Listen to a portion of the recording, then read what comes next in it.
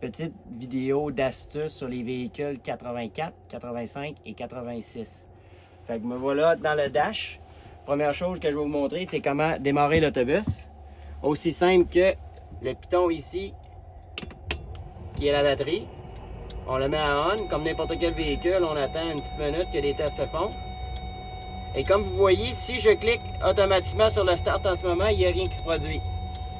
Il y a un couteau caché, ici, qui est la lumière de chauffeur. Ensuite, le véhicule démarre avec le start. Là, on va fermer la batterie, juste pour pas avoir le bip. Coupé.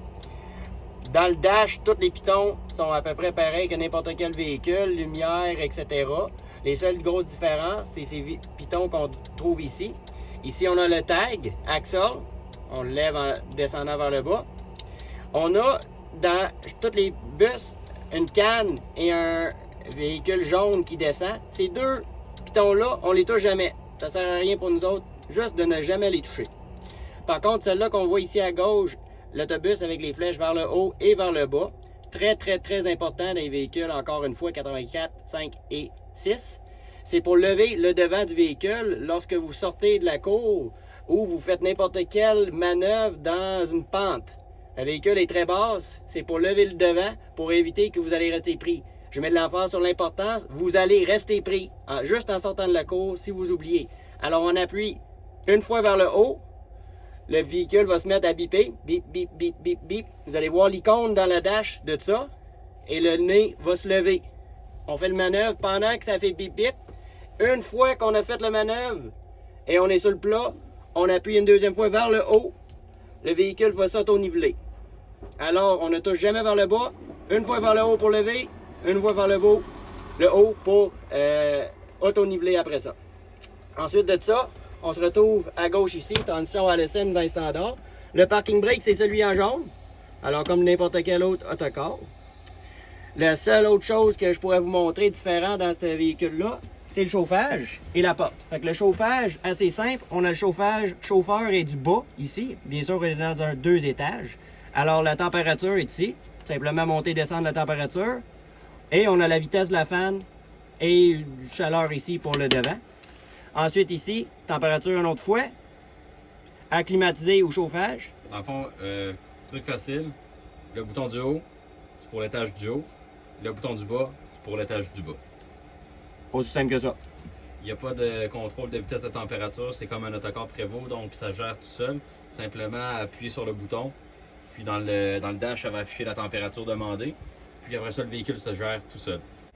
Ensuite, pour la porte, on a le devant et l'arrière. On a deux portes. Pour ouvrir n'importe quelle des deux, on appuie seulement une fois. La porte va prendre une petite minute. Elle va descendre, elle va ouvrir. C'est normal, ça prend un petit peu de temps. Il faut fermer. On clique une fois.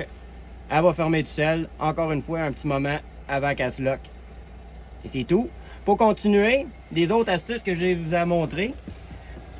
On va commencer par le liquide lave-vitre qui se situe à l'intérieur de ces autobus. Juste ici, on remplit en ouvrant le bouchon, on le met là. Aucune manière de voir les niveaux. Fait que mieux d'en rajouter si vous n'êtes pas certain. Ensuite, la porte. Plusieurs fois qu'on va avoir du monde qui vont venir en attendant et jouer avec le petit lock-unlock manuel. Il y a des ceintures dans ce véhicule-là qui évitent que la porte s'ouvre. Fait que des fois, vous allez appuyer sur le piton pour ouvrir la porte. Ça n'arrivera pas. Vous avez juste à venir vérifier que le pin situé ici est bien rentré. Si elle est sortie, tu peux peser le piton autant que tu veux. Elle n'ouvrira pas, elle ne fermera pas. Alors, tu peux venir manuellement rentrer ou la sortir. Aussi, si jamais vous avez plus d'air dans la porte, c'est une manière de fermer la porte à main et de la barrer. Dernier petit truc, les panneaux arrière de ce véhicule-là sont fermés avec une clé qui est située juste ici en avant dans le dash. Elle a de l'air à ça. OK? Petite clé carrée. On peut aller voir en arrière comment l'ouvrir. Ça me suit. Pour les pins en arrière, les portes pour les ouvrir, on rentre la clé dans les petits trous. On tourne. Celle-là, il y en a deux. On fait les deux. La porte s'ouvre.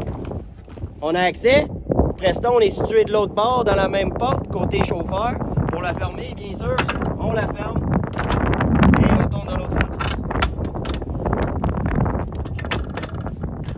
panneau arrière s'ouvre avec une planche située juste à gauche de la centre. On tire dessus, on tire vers nous, on lève.